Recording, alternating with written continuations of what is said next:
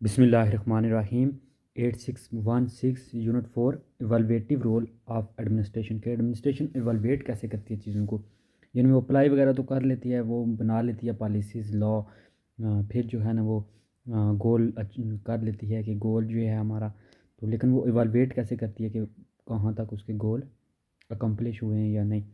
अब सबसे पहले तो ऑब्जेक्टिव क्या है इस चैप्टर के, कि इस चैप्टर को पढ़ने के बाद स्टूडेंट जो है ना वो कंसेप्ट अंडरस्टैंड कर पाएंगे। ऑडिट क्या होता है, ऑडिटिंग कहते हैं ना, ऑडिट कर रहे हैं जी, हिसाब किताब कर रहे हैं। Element and principle of academic as well as financial audit के, एकेडमिक एक्टिविटीज़ में ऑडिट करना और फिर फाइनेंशियल के कोई करप्शन वगैरह तो नहीं हुई। फिर importance of administrative evaluation and performance appraisal, कि इससे परफॉर्मेंस जो है ना वो भी अप होती है, और परफॉर्मेंस अप्रेजल एंड जो है ना administrative importance of administrative evaluation के, एवेलुएशन क्यों ज़रूरी है एडमिनिस्ट्रेटिव लेवल पे। फिर write and audit report of an academic institute और एन ऑर्गेनाइजेशन, रिपोर्ट कैसे लिखते हैं ऑडिट की। Then conduct research of an audit of any organisation और एकेडमी, कैसे जो है वो उसको कंडक्ट करते हैं इस तरह की और रिसर्च को, ऑडिट को। सो फर्स्ट टॉपिक है performance appraisal. The purpose of the performance appraisal process is to provide consistent and equitable performance appraisal of all school and administrative. तो सबसे पहले इसका बेसिक मकसद ही यही होता है कि इस बात का तशख़्ख़ुस करना कि परफॉर्मेंस कैसी जा रही है, परफॉर्मेंस जो है ना वो उसका अंदाज़ा लगाना, उसकी जो है वो तैयार करना। तो ये चीज़ें होती हैं कि पर्पज़ इस परफॉर्मेंस अप्रेजल का यही होता है कि वो उनके बारे में तशख़्ख़ुस करना, स्कूल एडमिनिस्ट्रेशन के बारे में। The programme is design to focus on result and the alignment of all administrative employ with school goals.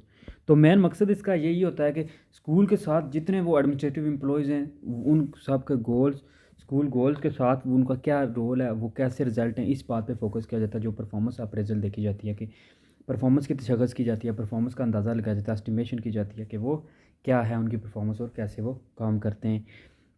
There is a focus on behaviours that support school values and culture with the commitment into goal setting and assessment. तो इस बात पे focus किया जाता है कि उन goals पे, उन जो है वो स्पोर्ट्स जो स्कूल में जो सपोर्ट करते हैं, या जो गोल्स हैं या जो वैल्यूज़ कल्चर हैं, उनकी असेसमेंट की जाती है कि वो वर्क कर रही हैं या नहीं। अब इसका स्कोप क्या है,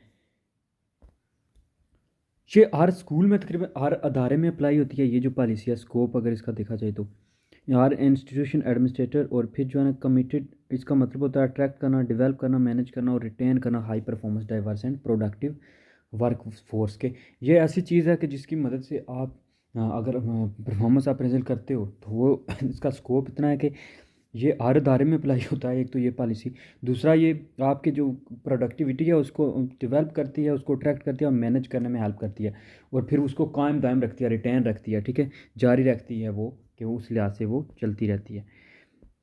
अब इसका प्रोसीजर क्या है, तो the performance review process shall be conducted in accordance with the following procedure. Following procedure के मुताबिक जो है ना वो की जाती है। तो परफॉर्मेंस जो मैनेजमेंट प्रोसेस है 4 फेजेज़ में होता है, ठीक है। पहला प्लानिंग, दूसरा कोचिंग, रिव्यूइंग, रिवॉर्डिंग। तो यहीं से कुछ ना कुछ समझ आ जाएगा कि सबसे पहले प्लान करें चीज़ों को प्लानिंग में, ठीक है, कि कैसे हमने करनी है, कैसे हमने अपने गोल्स ऑब्जेक्टिव्स को अचीव करना है। फिर आप करें, दूसरे नंबर पे आती है कोचिंग, कि कोच करें। कोच का आप क्या मकसद होता है, वो बैठ के ट्रेन करता है लोग को, ठीक है, उनको जो है वो आइडियाज़ देता है। फिर रिव्यू करें। रिव्यू का मतलब कि आप रिव्यू करें, आप जायज़ा लें कि जो है ना वो चीज़ों को कि वो सही हो रही हैं, अकॉर्डिंग टू प्लान हो रही हैं, अकॉर्डिंग टू जैसे कोचिंग की थी वैसे हो रही हैं। और रिवॉर्डिंग में आता है कि आप रिवॉर्ड दें उनको, जो उनको, ताकि वो अप्रेजल के लिए, परफॉर्मेंस के लिए जो है वो, जैसे स्कूल में जो है ना इनाम दे देते हैं, तो ताकि वो करें।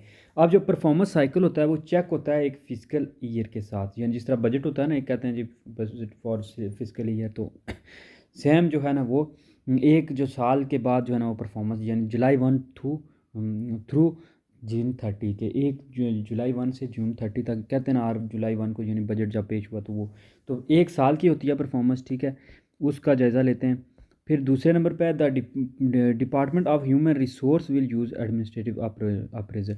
तो जो HR जो डिपार्टमेंट होता है ना, ह्यूमन रिसोर्स वाला, वो इसको एडमिनिस्ट्रेटिव अप्रेजल को इंश्योर करता है। और appraisal forms are accessible to the immediate supervisor and the second level supervisor. तो इनका जो जो इंश्योर करता है, जो यकीन दहानी कराते हैं और जिनके एक्सेसिबल है, जिन तक पहुंचता है, वो हैं जी इमीडिएट ऑफिसर दरमियान वाला और सेकंड लेवल जो सुपरवाइज़र हैं, वो दोनों इसको काम करते हैं। अब जो इसके स्टेप हैं जी आगे, सबसे पहला स्टेप था प्लानिंग। तो प्लानिंग कैसे की जाती है? जो सुपरवाइज़र हैं वो या मैनेजर हैं, वो सेंड करते हैं अपना रिस्पेक्टिव एम्प्लॉयज़ इन अप्रेजल ईमेल, अपना एक ईमेल सेंड करते हैं ड्यूरिंग द अप्रेजल पीरियड के। जब अप्रेजल पीरियड आता है तो वो एक ईमेल सेंड करते हैं review the employees position description and goals for the fiscal year. अब क्या होता है, सबसे ऊपर तो हैं सुपरवाइज़र, ठीक है, सुपरवाइज़र या मैनेजर।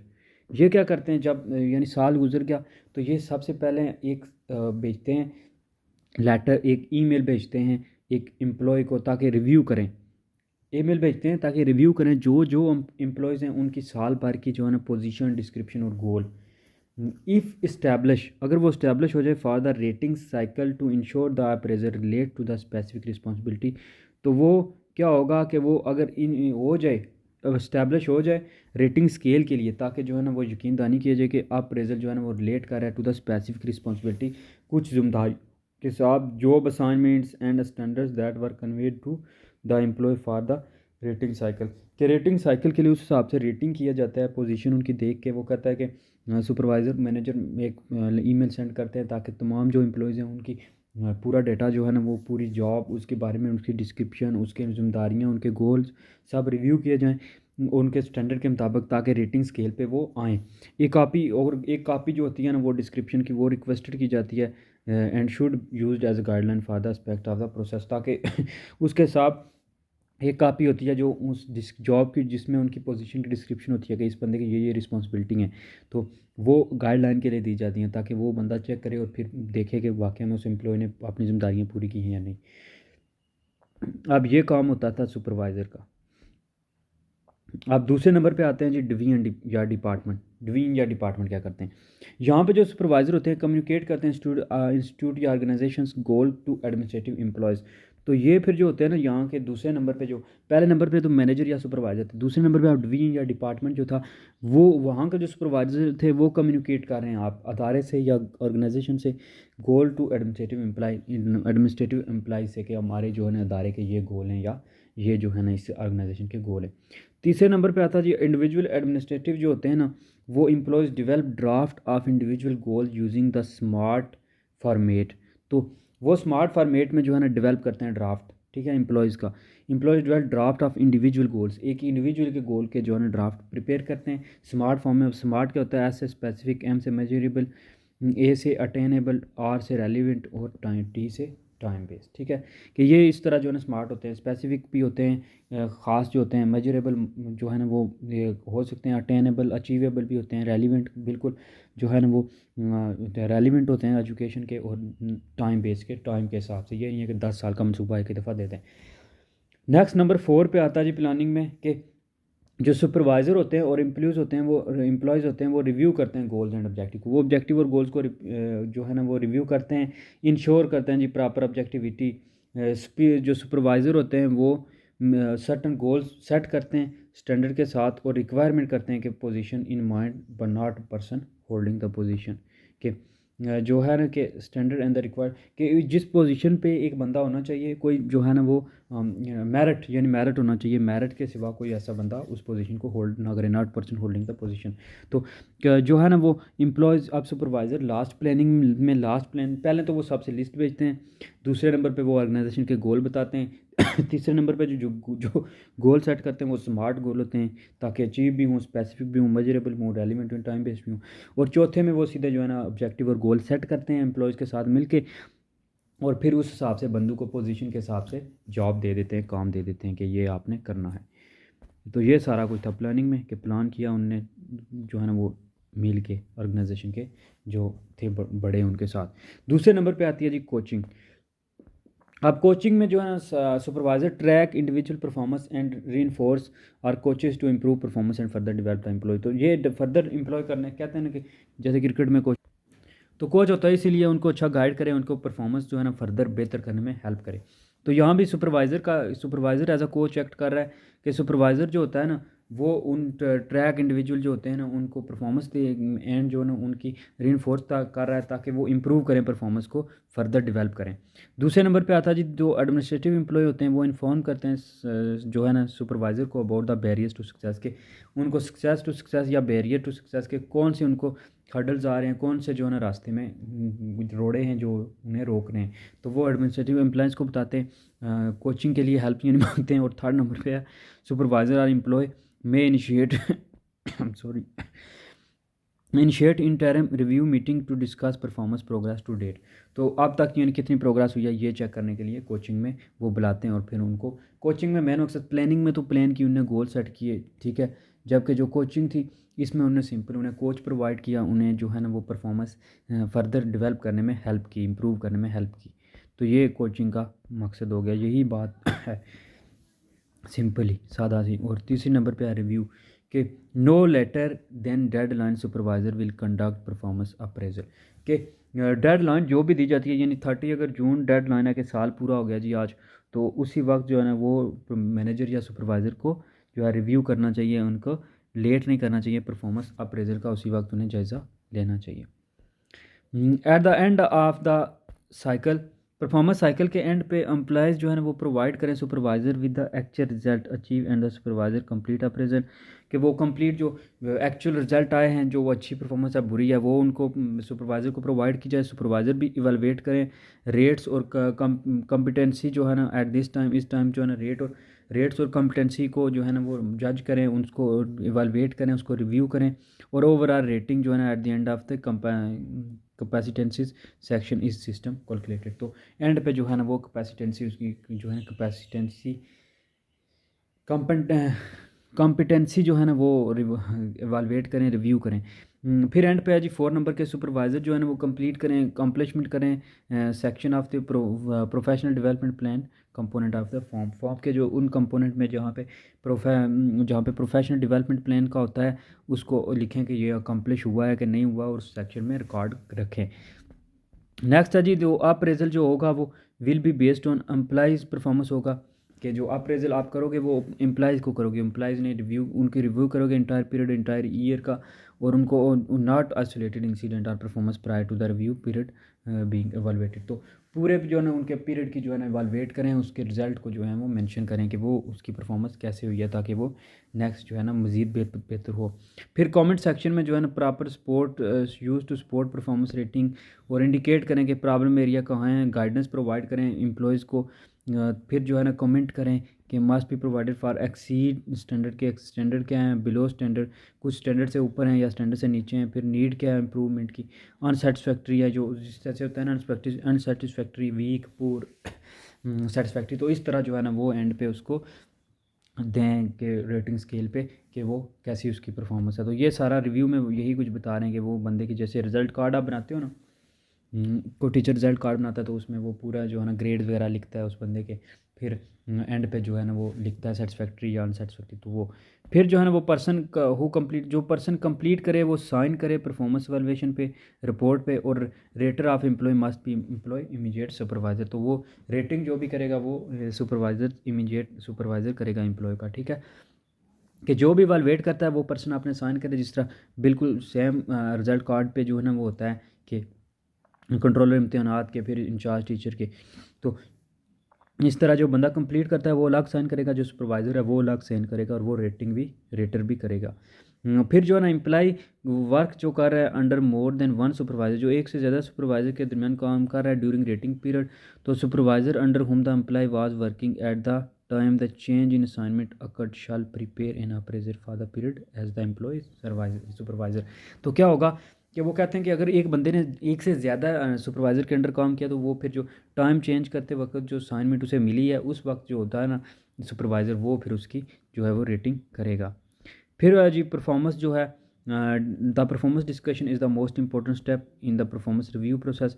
तो परफॉर्मेंस डिस्कशन जो है ना बड़ा इंपॉर्टेंट स्टेप है। आप result shall be reviewed with the employ in face to face discussion. तो आप रिजल्ट उसकी फेस टू फेस यानी सामने बैठा के कहते हैं ना, पेरेंट्स को बुलाएं जी, बच्चों के रिजल्ट उनसे डिस्कस करेंगे, या स्टूडेंट से कि आप इसमें क्यों फेल हुए, यहाँ पे आपको क्या मसला। तो इस तरह जो है ना वो रिजल्ट डेवलप करें। तो वो चीज़ें होगी, प्लान हो गया सबसे पहले कि प्लानिंग कैसे करनी है। फिर जो है ना वो उसके बाद जो है वो कोच करना है, फिर जो है ना वो रिव्यू करना है। तो ये 3 चीज़ें जो है ना तकरीबन इस तरह थी कि प्लानिंग की, उन्हें गोल शोल सेट किए एम्प्लॉयज़ के साथ मिल के, फिर उसको कोचिंग भी दी कि ये इस तरह करना है उस, ताकि जो है ना परफॉर्मेंस अप्रेज़ल हो। फिर रिव्यू किया उनका, यानी एक किस्म का जायज़ा लिया, पेपर लिया और सारा कुछ जो है ना वो रिपोर्ट ठीक है चेक किया। अब परफॉर्मेंस जो अप्रेजल मेथड है, तो ये क्या है, it is a systematic evaluation of an individual with respect to performance on the job and individual potential for development के। तो परफॉर्मेंस अप्रेजल मेथड जो है ना, इसका मेन मकसद ही यही होता है कि इवालुएट किया जाए एक इंडिविजुअल की, कि वो परफॉर्मेंस जॉब पे उसकी परफॉर्मेंस क्या है और उसकी पोटेंशियल कितनी है डेवलपमेंट के लिए, वो कितना डेवलप कर सकता है, कितना डेवलप हो सकता है। तो ये इसका पता करने के लिए जो है ना वो परफॉर्मेंस अप्रेज मेथड यूज़ होता है। अब मीनिंग क्या है परफॉर्मेंस अप्रेजल के, तो हमने पहले ही काफ़ी जो है ना इसकी डेफिनेशन तो पढ़ ली है।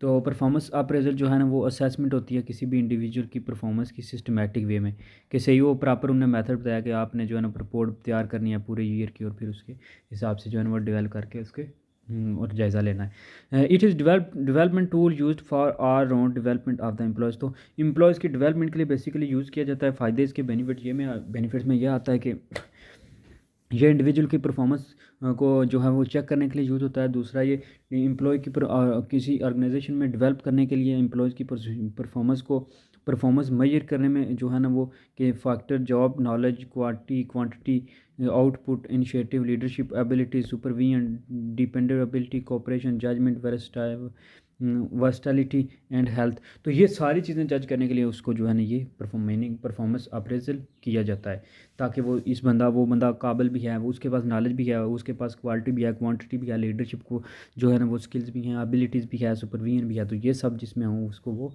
फिर उस हिसाब से वो कहते हैं कि ये देखते हैं, ये चीज़ें चेक करने के लिए उसमें परफॉर्मेंस अप्रेजल करते हैं। अब performance appraisal and job analysis के दरमियान रिलेशनशिप क्या है, तो जॉब जो एनालिसिस है उसमें कहते हैं, जॉब एनालिसिस में सीधा सीधा डिस्क्राइब किया जाता है वर्क उसका personal requirement of a particular job के, कैसी जो है ना वो आपकी किसी बंदे में क्वालिटीज़ होनी चाहिए एक पर्टिकुलर जॉब के लिए। जबकि परफॉर्मेंस स्टैंडर्ड का मतलब होता है कि translate job requirements into level of acceptable unacceptable performance. तो इससे जो है ना कि कुछ स्टैंडर्ड हैं कि आपने 3 मंथ बाद या 5-4 मंथ बाद आपका टेस्ट होगा, आपने 60% जो है ना वो देना है रिजल्ट।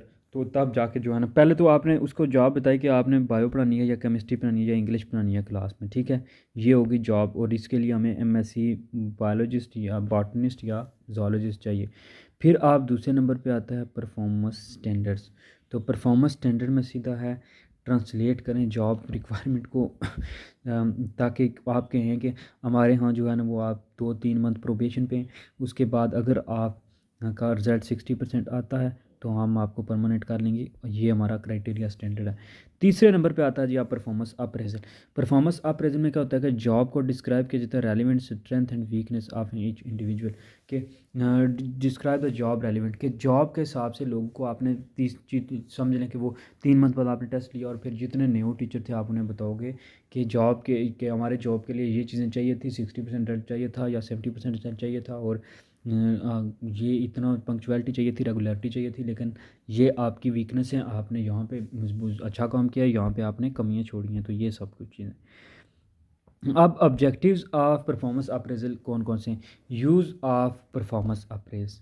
तो परफॉर्मेंस अप्रेज को यूज़ क्यों किया जाता है, सबसे पहले तो प्रमोशन की जाती है, इस तरह प्रमोशन होती है, फिर कन्फर्मेशन होती है, प्रमोट होती हैं चीज़ें, ठीक है, कन्फर्म होती हैं कि ठीक है ये परफॉर्मेंस अच्छी है या बुरी है, या जो है ना पर ट्रेनिंग एंड डेवलपमेंट होती है, कोचिंग या प्रोवाइड करते हैं जो है ना कंपनसेशन, रिव्यूज़ होते हैं, रिव्यू करते हैं ताकि जो है ना वो उनको मज़ीद बताया जाए उनकी कमियां खोल के कि आपने ये कमियां की हैं और ये आपकी मजबूती है तो ये काम करें।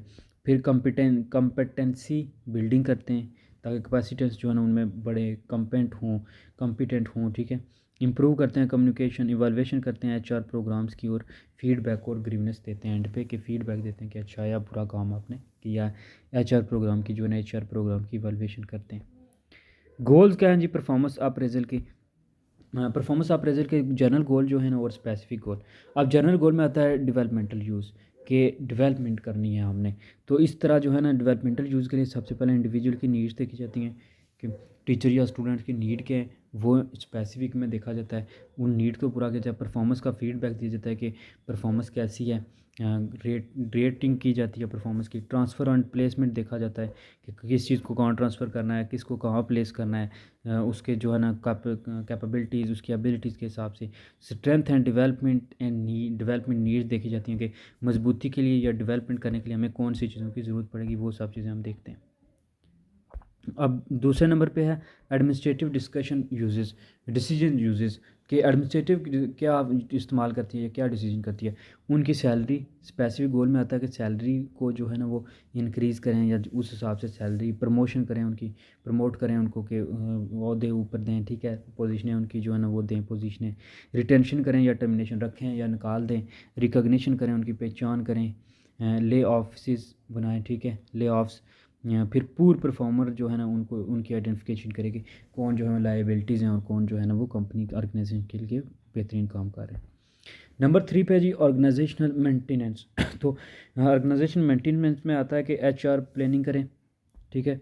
HR प्लानिंग के जो ह्यूमन रिसोर्स हैं उनकी प्लानिंग करें। ट्रेनिंग नीड्स की करें कि ट्रेनिंग की क्या नीड्स हैं, उसके हिसाब से कोचिंग, यानी ऑर्गेनाइजेशन गोल अचीवमेंट के, ऑर्गेनाइजेशन के गोल हैं क्या, क्या वो ऑब्जेक्टिव हैं उनके, क्या गोल हैं, क्या वो हासिल करना चाहते हैं। अचीवमेंट्स देखें, गोल आइडेंटिफिकेशन करें। फिर HR सिस्टम इवैल्यूएशन करें। Reinforcement of the organisation need के मुताबिक रीइंफोर्स करें कौन सी चीज़ें रखनी है, कौन सी जो है ना वो निकालनी है। डॉक्यूमेंटेशन करें, एंड पे रिपोर्ट्स वगैरह बनाएं। वैलिडेशन रिसर्च करें फॉर HR डिसीजंस और लीगल रिक्वायरमेंट देखेंगे कौन कौन सी लीगली चीज़ें चाहिए जिनसे काम बनेगा, जिनसे उसकी फिर रिपोर्ट बने, उसको रिटन फॉर्म में डॉक्यूमेंटेशन करें। नेक्स्ट है जी परफॉर्मेंस जो अप्रेजल है, इसका मेन जो होता है प्रोसेस वो क्या होता है। तो सबसे पहले तो ऑब्जेक्टिव्स डेफिनेशन ऑफ अप्रेजल के सबसे पहले तो आप ऑब्जेक्टिव डिफ़ाइन करते हो अप्रेजल के कि अप्रेजल के ऑब्जेक्टिव कौन कौन से होंगे। क्या हमने फॉर एग्जांपल इम्प्रूव करना है, या कुछ एम्प्लॉयज़ को जो है ना वो निकालना है, या कुछ एम्प्लॉयज़ को उन बेहतर करके रखना है। फिर जॉब एक्सपेक्टेशंस इस्टेब्लिशमेंट, जॉब की एक्सपेक्टेशन क्या है, किसी से तौक़ात क्या हैं, वो देखते हैं कि वो बंदा हमारे स्टैंडर्ड जॉब के क्या हैं। फिर डिज़ाइन करते हैं अप्रेजल प्रोग्राम के, एक प्रोग्राम जो है ना वो डिज़ाइन करते हैं कि इस तरह से होगा तभी परफॉर्मेंस जो है वो बेहतर होगी, स्टैंडर्ड पे आएगी। फिर अप्रेज़ करते हैं परफॉर्मेंस को अप्रेज़ करते हैं। परफॉर्मेंस के इंटरव्यू करते हैं। फिर परफॉर्मेंस के इंटरव्यू करते हैं, वो जिस तरह फ़ेस टू फेस, तो फिर वो बताया जाता है। फिर यूज़ डाटा करते हैं अप्रोप्रिएट पर्पज़ के लिए कि जो भी डाटा इकट्ठा करते हैं उसको अप्रोप्रिएट पर्पज़ के लिए यूज़ करते हैं। आइडेंटिफाई करते हैं अपॉर्चुनिटीज़ वेरिएबल्स के, वेरिएबल्स कौन से हैं अपॉर्चुनिटीज़ के दौरान के, कौन सी चीज़ें जो वो मुख्तलिफ हैं या चीज़ें वो वेरी करती हैं एक दूसरे के साथ। नंबर 8 पे है यूजिंग करते हैं जी social processes, physical processes, human and computer assistant. तो ये सारी चीज़ें जो है कंप्यूटर वगैरह इनका प्रॉपर यूज़ करते हैं इन सब के लिए जो है ना वो अप्रेजल के प्रोग्राम के लिए। नेक्स्ट है the difference between traditional and modern approach to appraisals. Modern और ट्रेडिशनल कौन सी हैं, अब कैटेगरीज में आते हैं सबसे गाइडिंग वैल्यूज़ में। अब ट्रेडिशनल में क्या है जी, इंडिविजुअलिस्टिक, कंट्रोल ओरिएंटेड और डॉक्यूमेंट्री, ठीक है। डॉक्यूमेंट बना दिए, कंट्रोल ओरिएंटेड किया और इंडिविजुअलिस्टिक किया। लेकिन मॉडर्न में अब क्या अब प्रॉपर सिस्टमेटिक वे से रिसर्च होती है। अब डेवलपमेंटल में जो है ना वो देखा जाता है, गाइडिंग की जाती है और प्रॉब्लम सॉल्विंग मेथड यूज़ किए जाते हैं ताकि परफॉर्मेंस को अप्रेजल किया जाए। दूसरे नंबर पे है लीडरशिप स्टाइल। तो जो ट्रेडिशनल में था डायरेक्शनल था और इवैल्यूएटिव था कि सीधी सीधी डायरेक्शन दे दिया आपने, समझा दिया, आपका काम हो गया, और इवैल्यूएट किया।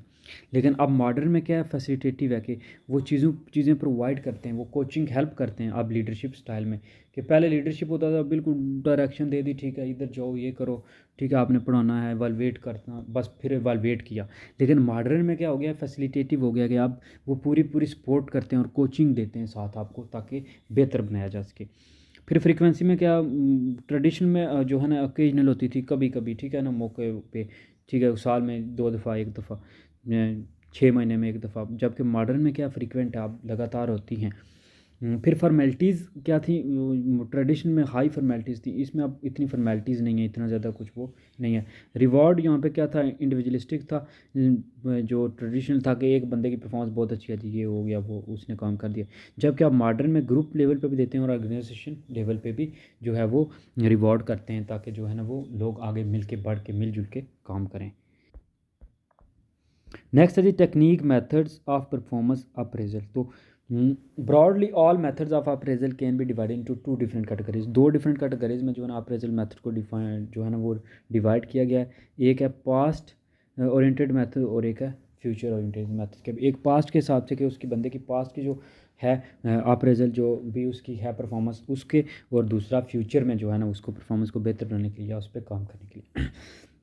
अब पास्ट में हमने कुछ पढ़ा जी कि वो कैसे कैसे रेटिंग, सबसे पहले तो और आता है जी कि पास्ट ओरिएंटेड मेथड में रेटिंग स्केल, कि रेटिंग स्केल पे जो है ना एक क्राइटेरिया सेट किया जाता है। होता है ना स्केल ऐसे होता है कि ये बंदा जो है ना वो 50% है, 60% है, 70% है, वो जॉब स्टैंडर्ड के मुताबिक जो है ना एक रेटिंग स्केल सेट किया जाता है ना, उस पर फिर वो चीज़ें सेट की जाती हैं, क्राइटेरियन देखा जाता है जो है ना, फिर जो है उसकी डिपेंडेबिलिटी, उसके इनिशिएटिव, आउटपुट, अटेंडेंस, एटीट्यूड, सब कुछ उस पर चेक किया जाता है और फिर उसके हिसाब से उसकी रेटिंग स्केल की जाती है कि उसने जॉब में कितनी परफॉर्मेंस दी है। तो ये होता है मकसद रेटिंग स्केल का, कि जॉब रिलेटेड जो परफॉर्मेंस क्राइटेरिया था उसके मुताबिक जो है ना वो देखा जाता है कि वो बंदा कहाँ लाई करता है। दूसरे नंबर पर है जी चेक लिस्ट के अंडर, इस चेक लिस्ट के मेथड में जो है ना checklist of statement of trait of employ की जो ट्रेट है in the form of yes और no based question is prepare. तो इसमें क्या होता है कि इंडिविजुअल की जो है ना उसके चेक नो और येस वाले सवाल तैयार किए जाते हैं कि फॉर एग्जांपल आपने ईमानदारी से काम किया, आपने जो है ना ये किया, आपने वो किया, तो येस वो नो में वो आंसर देता है। तो जो रेटर होता है वो रिपोर्टिंग और checking and HR department does the actual evaluation. तो इसमें HR डिपार्टमेंट जो है ना ह्यूमन रिसोर्स जो डिपार्टमेंट होता है वही जो है वो ये सारा कुछ करता है। अब रेटिंग स्केल हो गया पहला। दूसरा चेक लिस्ट के अब कुछ एडवांटेज है इसमें। इकॉनमी, ईज़ ऑफ एडमिनिस्ट्रेशन जो है ना एडमिनिस्ट्रेशन की इकॉनमी पे जो है ना अच्छा फ़ायदा होता है। ईज़ ऑफ एडमिनिस्ट्रेशन के लिए आसानी होती है। लिमिटेड ट्रेनिंग रिक्वायर्ड करती है, ठीक है, आसानी से जो है ना वो कर लेते हैं, ठीक है। और स्टैंडर्डाइजेशन होता है कि स्टैंडर्ड के बेस पे होती है। लेकिन इसके कुछ डिसएडवांटेज भी होते हैं कि ये रेटर बाइस होती है, कि बाइसेस होती है कि जी HR ने जो कह दिया उसने अच्छा कहा है बुरा कहा है वही होगा। इम्प्रॉपर वेज बाय HR, तो जो है ना वो improper use of improper veg bye HR जो है ना वो इम्प्रॉपर भी कर सकता है। Does not allow rater to give relative stating, तो जो है ना वो रेटर को अलाउ भी नहीं किया जाता कि वो रिलेटिव जो है वो दे रेटिंग। तो ये इसके कुछ डिसएडवांटेज भी हैं जो पास्ट ओरिएंटेड अभी हम पढ़ रहे हैं। फिर फर्स्ट चॉइस मेथड है कि इस स्टेटमेंट के मुताबिक जो है ना अरेंज किया जाता है ब्लॉक्स ऑफ 2 और more are given and the rater indicates which statement is true और फॉल्स। तो उसमें पहले जो था ना ऊपर चेकलिस्ट उसमें येस और नो था, इसमें जो है ना arrange in the blocks of 2 और more are given the rater indicate which statement is true और फॉल्स। तो वो देखा जाता है कि कौन सी स्टेटमेंट ट्रू है और कौन सी फॉल्स है। दो ब्लॉक दिए जाते हैं, ठीक है, इस तरह। तो उनमें फिर जो स्टेटमेंट्स दी जाती हैं उनमें देखा जाता है कौन सी जो है ना वो ट्रू है और कौन सी फॉल्स है। Rater is force to make a choice, तो रेटर को वो चॉइस बनानी पड़ती है। HR department does actual assessment, और HR डिपार्टमेंट ही इसमें जो है वो एक्चुअल असेसमेंट करता है कि वो बताता है कि सही है या गलत है। एडवांटेज इसमें क्या है, एब्सेंस ऑफ पर्सनल बाइसेस नहीं है, वो उसी स्टेटमेंट के हिसाब से अरेंज करते हैं कि यस या नो है। और बिकॉज ऑफ फोर्स चॉइस, क्योंकि यहाँ पे फोर्स चॉइस है, यहाँ पे ज़बरदस्ती आपको चुनना पड़ता ही है अपनी मर्ज़ी से नहीं। फिर डिसएडवांटेज ये है कि स्टेटमेंट में भी रॉन्गली फ्रेम्ड, कि हो सकता है कि स्टेटमेंट जो है वो रॉन्ग भी फ्रेम की जा सकती है, गलत भी लिखी जा सकती है, और जो है उसको चेंज भी किया जा सकता है। फिर फोर्स डिस्ट्रीब्यूशन मेथड है, इसमें क्या करता है, एम्प्लॉयज़ आर क्लस्टर्ड, ठीक है, clustered around a high point on a rating scale, कि क्लस्टर्ड हो जाते हैं, जो है वो गुच्छा बना लेते हैं ऑन एक high point on a rating scale पे। रेटर को अब कंपेल्ड किया जाता है to distribute the employees on all point on the scale. अब इसमें वो कहता है कि हाई पॉइंट के इर्द गिर्द सारे जो है ना वो एम्प्लॉयज़ इकट्ठे हो जाते हैं, लेकिन रेटर को अब जो है ना कंपेल्ड किया जाता है कि वो डिस्ट्रीब्यूट करें एम्प्लॉयज़ को पूरे रेटिंग स्केल पे। जो अज्यूम किया जाता है कि परफॉर्मेंस जो है वो कंफर्म होगी नॉर्मल डिस्ट्रीब्यूशन के जो है ना वो कंफर्म्ड होगी। ताकि इसके एडवांटेज क्या है एलिमिनेशन के, यहाँ से निकाले जाते हैं बहुत से लोग कि सारे एक पॉइंट पे इकट्ठे हो गए थे, लेकिन आप उनने डिस्ट्रीब्यूट किया है, कुछ को लो पे लेके आए, कुछ को हाई पे, कुछ को मिडिल पे। अब डिसएडवांटेज क्या, अजम्पशन ऑफ नॉर्मल डिस्ट्रीब्यूशन और अनरियलिस्टिक है, क्योंकि एरर्स ऑफ सेंट्रल टेंडेंसी के और यानी मैं जो है ना वो मीन मेड मोडियन वो स्टैटिक्स में कोई डिफरेंस आ गया। नंबर 5 है क्रिटिकल इंसिडेंट मेथड। तो क्रिटिकल इंसिडेंट मेथड में ये होता है कि the approach is focused on certain critical behaviour. कुछ क्रिटिकल बिहेवियर होते हैं एम्प्लॉयज़ के जो that make all the difference in the performance, जो परफॉर्मेंस में डिफरेंस करते हैं। Supervisor as and when they occur record such incident. तो सुपरवाइज़र जब जो है ना वो अकर होता है, रिकॉर्ड इस तरह के इंसिडेंट को रिकॉर्ड करता है। अब इसके भी एडवांटेज और जो हैं वो डिसएडवांटेज हैं क्रिटिकल इंसिडेंट मेथड के। एडवांटेजेस में क्या है, evaluation are based on actual job behaviours. तो इवाल्वेशन जो की जाती है वो एक्चुअल जॉब बिहेवियर की, कैसे बंदे का बिहेवियर है उस पे बेस पे की जाती है, ये इसका एडवांटेज है। Rating are supported by description, को रेटिंग को जो भी है वो सपोर्ट किया जाता है बाय डिस्क्रिप्शन दे के, उसको डिस्क्राइब करके। फीडबैक इजीली मिल जाती है, इजी देना होता है। रिड्यूस की जाती है जी डिसेंसी बाइसेस के, बाइस के बेस पे जो है ना वो डिसीजन नहीं होते उस बंदे की, जो बंदा डिसीजन कर रहा हो। चांसेस होता है कि सब ऑर्डिनेट जो है ना इम्प्रूवमेंट और हाई के जो लोग हैं वो एम्प्लॉय ज़्यादा इम्प्रूव करेंगे। डिसएडवांटेज में क्या है कि नेगेटिव इंसिडेंट जो है ना वो कैन बी प्रायोरिटीराइज के प्रायोरिटाइज किया जाता है जो नेगेटिव इंसिडेंट, फॉरगेटिंग इंसिडेंट की जाती है। ओवरऑल जो क्लोज सुपरवीजन और फीडबैक में भी जो है ना वो too much and may appear to be punishment. तो ज़्यादा भी हो सकते हैं और एज अ पनिशमेंट भी अपीयर हो सकते हैं। तो ये जो है ना इसके डिसएडवांटेज थे। अब बिहेवियर एंकर्ड रेटिंग स्केल। तो बिहेवियर एंकर्ड जो रेटिंग स्केल है इसमें स्टेटमेंट जो होती है ना इफेक्टिव एंड इनइफेक्टिव बिहेवियर की वो डिटरमिन की जाती है point. They are said to be behaviourally anchored, ठीक है। Anchored the rater is suppose to say which behaviour describe the employ performance. तो इसमें जो है ना वो रेटर सेलेक्ट करता है कि किस बिहेवियर के बेस पे वो जो है एम्प्लॉय को रेट करेगा। एडवांटेज ये है कि हेल्प करता है ओवरकम रेटिंग एरर को, ठीक है। और डिसएडवांटेज में ये है कि ये सफ़र करता है from the distortion inherent in most rating technique. Rating technique में डिस्टॉर्शन भी हो सकता है। नेक्स्ट है field review method. Field review method में होता है कि appraisal done by someone outside employees, कुछ आउटसाइड एम्प्लॉय से, बाहर के लोगों से करवाई जाती है। Department on department usually form corporate of H R department, और ऑन से नहीं बल्कि आउटसाइड जो एम्प्लॉयज़ होते हैं उनसे ऑन डिपार्टमेंट से करवाई जाती है। एडवांटेज इसके ये होते हैं कि यूज़फुल होता है फॉर मैनेजरी लेवल प्रमोशन के लिए और कंपेरेबल होता है, इन्फॉर्मेशन इज़ नीडेड। डिसएडवांटेज में ये है कि आउटसाइडर जो है वो जनरली फेमिलियर नहीं होते एम्प्लॉय के वर्क इन्वायरमेंट से, तो और ऑब्जर्वेशन जो होती है वो एक्चुअल बिहेवियर की नॉट पॉसिबल, कि वो एक्चुअली बिहेव उसकी जो है ना ऑब्जर्वेशन करना मुश्किल हो जाता है। तो नेक्स्ट है परफॉर्मेंस टेस्ट एंड ऑब्जर्वेशन। तो इस पे बेस पे जो है ना ये टेस्ट बेस पे होता है, on the base of test knowledge और स्किल। टेस्ट जो है ना वो रिटन फॉर्म में हो सकते हैं या फिर एक्चुअल प्रेजेंटेशन ऑफ स्किल हो सकती है। टेस्ट जो है ना वो रिलायबल होते हैं और वैलिडेटेड होते हैं यूजफुल इन्फॉर्मेशन के लिए। टेस्ट जो है ना वो मेजर किए जाते हैं पोटेंशियल, कि कितना पोटेंशियल है एक बंदे में, मोर देन एक्चुअल परफॉर्मेंस से ज़्यादा वो कितना पोटेंशियल है उसका। डिसएडवांटेज ये है कि टेस्ट में suffer if cost of test development or administration high. अगर कॉस्ट हाई होगी तो वो टेस्ट भी सफ़र करेगा। कॉन्फिडेंशियल रिकॉर्ड्स में आता है जी mostly use by government departments. Confidential record जो है ना गवर्नमेंट डिपार्टमेंट वाले मोस्टली यूज़ करते हैं। This application in industry is not ruled out. Industry में ये इतनी जो है ना वो आम नहीं है। तो रिपोर्ट जो है ना वो गिवन जाती है एनुअल कॉन्फिडेंशियल रिपोर्ट ACR जो है ना वो record rating respect to job या कॉन्फिडेंशन उसके हिसाब से वह दी जाती है। फिर ऐसे मेथड, तो इस मेथड में ये होता है कि जो रेटर है वो राइट डाउन करता है एम्प्लॉयज़ को डिस्क्रिप्शन डिटेल और उनकी जो ब्रॉड कैटेगरीज हैं, ओवरऑल उनका इम्प्रेशन ऑफ परफॉर्मेंस, फिर प्रमोटेबिलिटी, एम्प्लॉय एग्जिस्टिंग कैपेबिलिटी, उनकी जो जो परफॉर्मेंस थी, जो जो कैपेबिलिटीज़ थी, जो जो जॉब स्ट्रेंथ वीकनेस थी, वो सब कुछ वो लिख के एक ऐसे की मदद से लिख के उनको भेजता है। और ये एक्सट्रीमली यूज़फुल है ताकि जो है ना फिलिंग किए जाएँ जो इन्फॉर्मेशन गैप है एम्प्लॉयज़ के दरमियान, that often occur in better structure checklist के, ताकि जो है ना बेटर स्ट्रक्चर चेकलिस्ट बनाई जा सके। जो भी वहाँ पे कमी है उनको पूरी की जाती हैं। इसमें डिसएडवांटेज ये है कि राइटिंग स्किल जो है राइटर की वो अगर ना गुड होगी, गुड नॉट राइटर वो नहीं है, तो तब जो है वो जो आगे एम्प्लॉय है वो कर देगा, मिसअंडरस्टैंड कर देगा, कंफ्यूज हो जाएगा। फिर कॉस्ट अकाउंटिंग मेथड है कि इसके मुताबिक जो है ना वो परफॉर्मेंस जो है ना इवैल्यूएट की जाती है monetary return yield to his or her organisation, कि ऑर्गेनाइजेशन में कॉस्ट कितनी लगी और उस पर कितना बैकअप आया, उस हिसाब से cost to keep employ and benefit the organisation derive is ascertained here it is depend upon cost and benefit analysis. Cost और बेनिफिट पर कितने इन्वेस्ट किया और कितना वापस आया। फिर कंपैरेटिव इवैल्यूएशन मेथड आता है जिसमें रैंकिंग और पेड कंपैरिजंस किए जाते हैं, कि इसमें आप जो है ना कलेक्शन की जाती है डिफरेंट मेथड की और परफॉर्मेंस को वर्कर के साथ कंपेयर किया जाता है, और एक्चुअल टेक्निक्स जो है ना वो यूज्ड में भी ranking methods and paid comparison method के हिसाब से की जाती है। रैंकिंग अब मेथड क्या होता है कि रैंक करना मेरिट के बेस पे जो है ना किसी को बेस्ट या वर्स्ट से जो है ना वो पोजीशन कहते हैं ना, रैंक करना 1 2 3 4 जो है ना 14 15 इस तरह जो है ना वो की जाती है, उसको पोजीशन दी जाती है।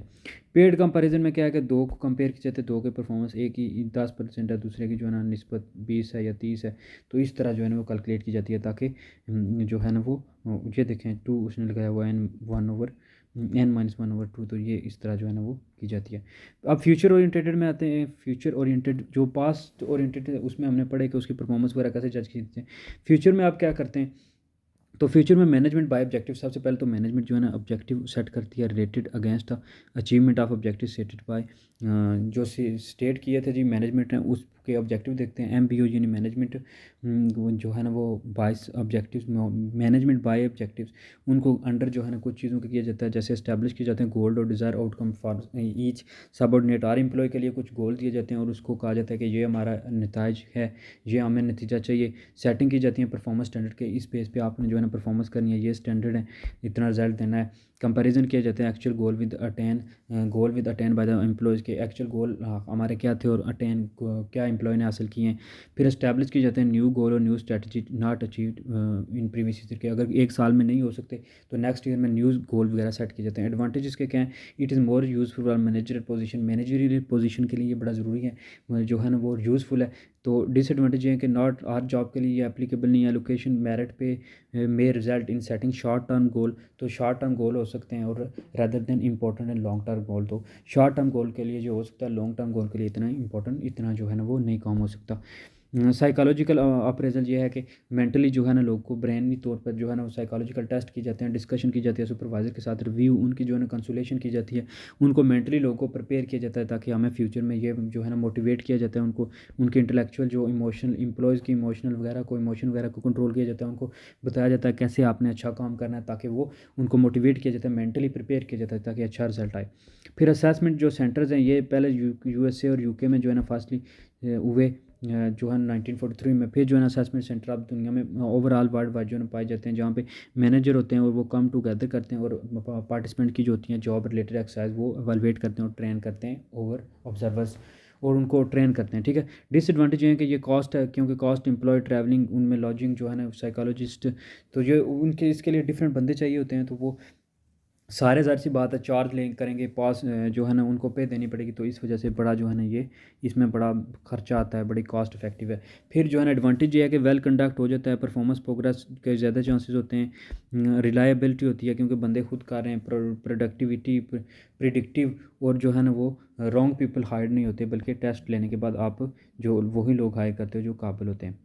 360 डिग्री फीडबैक, अब 360 फीडबैक का मतलब है आर डायरेक्शन में, यानी आर टेक्निक में।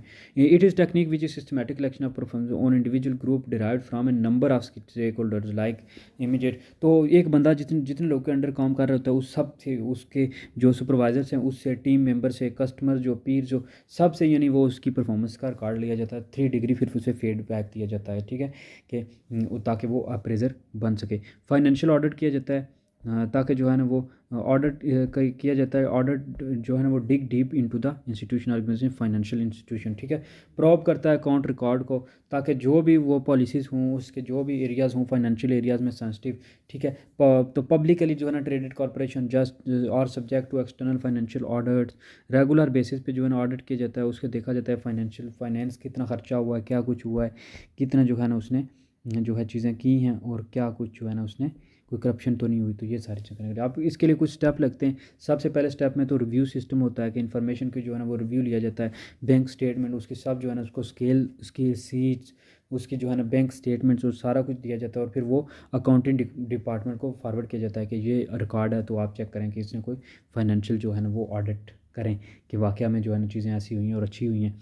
फिर जो है ना लुक कंपनी के रिकॉर्ड में देखा जाता है, पॉलिसीज़ चेक की जाती हैं, ठीक है, स्टोर जो प्रॉपरली होती हैं, फिर उनकी फ़ोटोकॉपी निकाली जाती है, कैश रजिस्टर टेप्स निकाली जाती हैं, देन जो है ना कैंसिल चेक देखे जाते हैं कि कितने कैंसिल हुए, कितने जो है ना वो कैश हुए, तो फिर जो है इनवॉइसेस देखी जाती हैं कि क्या कुछ जो है ना वो खर्चा आया, उस लिहाज से जो है ना ऑडिट किया जाता है कि हाँ ये क्या कुछ, जैसे वो रेड वाले नहीं करते, सारा कुछ चेक करते हैं कितना एक्स्ट्रा, कितना आपने कैसे इतना ज़्यादा कमा लिया, तो ये फिर कंपनी के जो है ना रिव्यू में करते हैं, कंपनी के अकाउंटिंग सिस्टम को चेक करते हैं, इंक्लूडिंग इंडिविजुअल टी जो अकाउंट्स होते हैं उनको, जर्नल्स जो एंट्रीज होती हैं और जनरल जो लेजर होते हैं एंड करंट फाइनेंशियल स्टेट में देखी जाती है।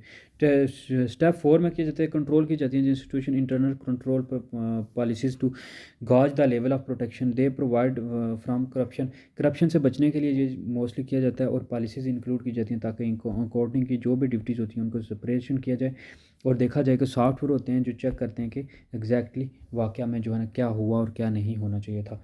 फिर कंपेयर किए जाते हैं जी इंटरनल रिकॉर्ड जो है ना कैश होल्डर्स के इनकमिंग एक्सपेंसेस के देखे जाते हैं और अगेंस्ट एक्सटर्नल रिकॉर्ड के, एक्सटर्नल रिकॉर्ड और इंटरनल रिकॉर्ड दोनों को कंपेयर किया जाता है।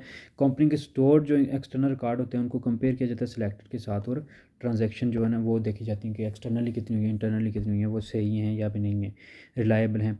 फिर जो है ना एनालाइज किया जाता है जी इंस्टीट्यूशन के इंटरनल टैक्स रिकॉर्ड को, ऑफिशियल टैक्स रिकॉर्ड रिटर्न को। फिर टैक्स रिकॉर्ड जो है ना वो कैप्ट किए जाते हैं 7 years to be on the safe side पे जो है ना वो जो है वो 7 सालों के लिए कहा जाते हैं। एकेडमिक ऑडिट में आप जो है ना वो एकेडमिक ऑडिट में देखा जाता है जी कि फिजिकल ईयर के लिए एक model of ongoing self realisation collaboration team work peer feedback के कैसे कैसे जो है ना इन लोगों ने काम किया, सेल्फ रिफ्लेक्शन देखते हैं कि उस बंदे का खुद का परफॉर्मेंस कितना है, ठीक है, कोलैबोरेट उसने कितना किया, टीम वर्क दूसरों के साथ मिलकर टीम वर्क कितना किया और पीर फीडबैक क्या है उसके जो बड़े हैं। फिर जो है ना स्ट्रक्चर किया जाता है उसके फैकल्टी के साथ, स्टेक होल्डर के साथ पीर रिव्यू किया जाता है, फोकस किया जाता है जी कॉमन गोल पे, क्वालिटी को इम्प्रूव किया जाता है, टीचिंग और लर्निंग जो इन्हांस किया जाता है स्टूडेंट सक्सेस को। तो इसमें एकेडमिक ऑडिट में पहले तो देखा जाता है उस बंदे की जो है ना वो एकेडमिक जो रिकॉर्ड है वो कैसा है, उस बंदे ने क्या कुछ टीचिंग की है, क्या कुछ चीटिंग की है, ठीक है, दोनों चीज़ें चेक की जाती हैं। फिर उसके सारे जो है ना उसने टीम में कैसा वर्क किया, उसने एज ए इंडिविजुअल कैसा काम किया, एक ऑर्गेनाइजेशन के लिए उसने क्या कुछ काम किया। फिर उसके सबसे उसके इर्द गिर्द जो भी लोग हैं उनसे रिव्यू लिया जाता है, उनके उससे उस परफॉर्मेंस का जो है वो देखा जाता है और फिर उसको देखा जाता है कहाँ से कैसे वो रेगुलेटरी इंप्रूव होगा। फिर एजुकेशन क्वालिटी प्रोसेसेस के लिए ये किया जाता है जो एकेडमिक ऑडिट है ताकि एजुकेशन को बेस्ट बनाया जाए और एकेडमिक जो रिकॉर्ड है उसको बेहतरीन किया जाए। अब एलिमेंट्स क्या है एकेडमिक ऑडिट के, सबसे पहले तो इंटरव्यू किए जाते हैं, क्वेश्चनेयर किए जाते हैं, वही जो बात है कि इंटरव्यू किया जाता है, बैठ के आप कुछ क्वेश्चन करते हो, तो ये जो है ना प्रपोजल पे एक प्रपोजल बनाते हो आप, उस पे क्वेश्चन लिखे होते हैं, आप पूरी टीम जो होती है ना वो ऑडिट करती है, पूरे जाके क्वेश्चन करते हैं, फिर रिव्यू करते हैं जो सेक्रेटरी सेक्रेटरी जो असिस्ट है वो ऑडिट टीम मेंबर्स जो है ना एडवाइसिंग करता है, appropriate contact person on school और यूनिट के साथ ऑडिट के लिए जो है ना उनके साथ रब्ता करते हैं और उनकी अवेलेबिलिटी को मेक श्योर करते हैं और फिर अकॉर्डिंग टू देयर अवेलेबिलिटी जो है ना वो चीज़ें अरेंज करते हैं।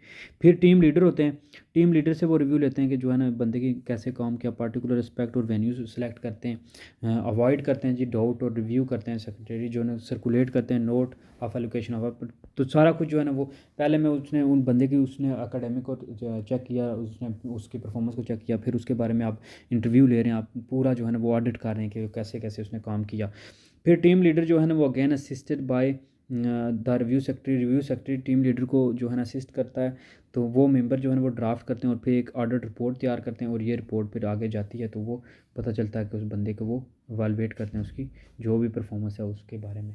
फिर नेक्स्ट है जी टीम लीडर जो है ना वो रिव्यू करते हैं वही जो है ना उसकी रिपोर्ट को, फिर जो हैं मैनेजर लोग हैं जो भी सुपरवाइज़र हैं वो सारा कुछ जो है ना उसको चेक करते हैं, उसको देखते हैं। अच्छा, तो ये एकेडमिक ऑडिट में बहुत कुछ हो गया कि वो कैसे कैसे ऑडिट करते हैं जी, ठीक है, और किस लिए करते हैं ताकि परफॉर्मेंस को बेहतर बनाया जाए, इसके एकेडमिक जो क्वालिटी है उसको बेहतर बनाया जाए, एजुकेशन को अच्छा बनाया जाए। तो ये सारी चीज़ें जो होती हैं ना उसका मेन पर्पज़ यही होता है, उसमें आप जो है ना अपने पास से भी काफ़ी चीज़ें ऐड कर सकते हैं कि ताकि जो है ना वो मज़ीद नेक्स्ट जो हैं ऑब्जेक्टिव सेट किए जाएँ और ज़्यादा से ज़्यादा उसकी परफॉर्मेंस बनाई जाए। अब मेन पर्पस इसका क्या है, तो मेन पर्पस सबसे पहले तो परफॉर्मेंस का यही होता है कि ऑडिट का यही मतलब होता है ताकि परफॉर्मेंस को बेहतर बनाया जाए, अगर कोई कमियाँ कोताहियाँ तो उन्हें दूर किया जाए, अगर कोई करप्शन कहीं पे हो रही है या मिस्टेक्स हो रही हैं तो उनको दूर किया जाए। अब सबसे पहले तो पर्पस इसका ये होता है कि अंडरस्टैंड किया जाए एग्जिस्टिंग सिस्टम को, एग्जिस्टिंग जो सिस्टम चल रहा है उसको, उसकी स्ट्रेंथ और वीकनेस को असेस किया जाए कि वीकनेस क्या है, और डिपार्टमेंट की एडमिनिस्ट्रेटिव लेवल पे और जो फिर मेथड्स जज किए जाते हैं ताकि इम्प्रूव क्यों हो सके। तो ये फिर एकेडमिक ऑडिट पहले हमने पढ़ा कि वो क्या होता है, कि एकेडमिक लेवल पे जो ऑडिट किया जाता है, जो परफॉर्मेंस चेक की जाती है, ठीक है, किसी बंदे की। और फिर उसका पर्पज़ क्या है, तो पर्पज़ उसका पहला यही है कि जो भी स्ट्रेंथ है या जो भी हैं वीकनेस, उनको देखा जाता है, फिर उनको इम्प्रूव करने के वेज़ ढूंढे जाते हैं। फिर जो है ना, टू असर्टन किया जाता है कि whether department centre are functioning efficiently or effectively. तो वो फिर जो है ना देखा जाता है कि वो अच्छा काम कर रहा है या बुरा कर रहा है पीरियड ऑफ टाइम में, यानी 1 साल में या 6 महीने में। फिर जो है ना आइडेंटिफाई किया जाता है जो बोटल नेक्स के कौन सी जो है ना वो एग्जिस्टिंग एडमिनिस्ट्रेशन मैकानिज्म में के अपॉर्चुनिटीज़ फॉर एकेडमिक रिफॉर्म, कौन सी चीज़ें हैं जिनको रिफॉर्म किया जाए, चेंज किया जाए। चैलेंज देखे जाते हैं कि एजुकेशन में चैलेंज कौन कौन से हैं उस एक ऑर्गेनाइजेशन या अदारे में। फिर इवालुएट किया जाता है जो minimum optimum utilisation of financial and other resource, कि उनका मुनासिब इस्तेमाल किया जाए, जो भी फाइनेंशियल जो भी चीज़ें हैं आपके पास उन सब का इस पर प्रक्रिया की जाती है। फिर सजेस्ट किया जाता है मेथड, ताकि जो है ना इम्प्रूव की जाए क्वालिटी ऑफ हायर एजुकेशन की क्वालिटी के लिए, इसलिए जो है ना एकेडमिक ऑडिट किया जाता है। तो एंड पे सब के पर्पज़ तो यही आएगा फाइनेंशियल के, ताकि फाइनेंशियल को जो है ना वो फाइनेंस को बेहतर तरीके से यूज़ किया जा सके, जो बजटिंग है वो बेहतरीन की जा सके। इसी तरह एकेडमिक में भी यही है कि एकेडमिक जो रिकॉर्ड है उसको बेहतर किया जाए, एजुकेशन को बेस्ट बनाया जाए, हायर एजुकेशन को जो है ना मज़ीद ऑप्टिमम जो है ना वो यूज़ करके बेहतरीन किया जाए। अब पीर रिव्यू में क्या आता है जी, auditors are volunteers who receive training of education quality process and audit methodology. तो ये वो होते हैं पीर ग्रुप, वो होते हैं जो लोग वॉलंटियर होते हैं, ऑडिटर्स होते हैं जो मेथड यूज़ करते हैं, जो टीम होती है। ऑडिट टीम जो है ना इसमें 2 या 4 मेंबर होते हैं, जो पब्लिक या प्राइवेट इंस्टीट्यूशन में जो है वो including outside higher education as long as. तो ये इंस्टीट्यूशन में होते हैं, गवर्नमेंट लेवल पे भी होते हैं, प्राइवेट लेवल पे भी होते हैं, जो ऑडिट करते हैं जो मुख्तलिफ चीज़ों की। तमाम डिपार्टमेंट को जो है ना वो अपॉर्चुनिटी दी जाती है ताकि वो नॉमिनेट करें up to 2 Pir services on the academic auditor. तो एज अ ऑडिटर जो है ना उनको टीम को दी जाती है कि वो सिलेक्ट करें, डिपार्टमेंट को दी जाती है। फिर ऑडिटर जो है ना वो फोकस करते हैं ऑडिटर्स क्वालिटी प्रोसेस पे, फिर जो है ना काम to from the academic discipline department या बी आर। तो वो ये सारा कुछ करते हैं, ये चीज़ें जो है वो सिलेक्ट करते हैं, फिर उस हिसाब से जो है ना वो करते हैं। फिर ऑडिट जो है ना वो विजिट्स आर टिपिकली 1 डे, एक दिन में वो करते हैं टिपिकली। फिर ऑडिट जो है ना वो ऑडिटर्स मीट करते हैं डिपार्टमेंट लीडरशिप ऑफ फैकल्टी के साथ, स्टूडेंट के साथ, स्टेक होल्डर के साथ, ताकि जो है ना वो परफॉर्मेंस पे रिव्यू कर सकें।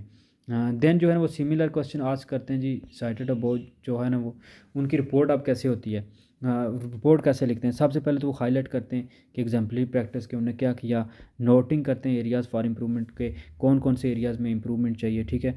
फिर इवालुएट करते हैं डिपार्टमेंट की अप्रोच को, एजुकेशन क्वालिटी प्रैक्टिस को। फिर वो प्रोग्राम जो है ना वो बीइंग इवालुएटेड किया जाता है फॉर परफॉर्मेंस फंडिंग पर्पस। तो इन सब के लिए जो है ना वो चीज़ें को जो है ना वो ऑडिट करते हैं ताकि आगे उसके बारे में पॉलिसियाँ बनाई जा सकें। फिर principle of the academic audit क्या है कि हिडन जो एजेंडा होता है या राइट वे जो अप्रोच होती हैं वो देखी जाती हैं। गुड जो एजुकेशन प्रैक्टिस है उसके लिए जो है ना ये एकेडमिक की जाती है। अब define quality in terms of outcomes, तो क्वालिटी लर्निंग आउटकम शुड जो है ना वो pertain to what is or will become important for the department students. तो डिपार्टमेंट के स्टूडेंट क्या ज़रूरी है उस हिसाब से आउटकम जो है ना वो सेट किए जाते हैं, ठीक है। फिर स्टूडेंट लर्निंग नॉट टीचिंग पर से इज़ व्हाट्स अल्टीमेटली मैटर। तो स्टूडेंट लर्निंग जो है ना वो मैटर करती है कि स्टूडेंट ने कितनी लर्निंग की है।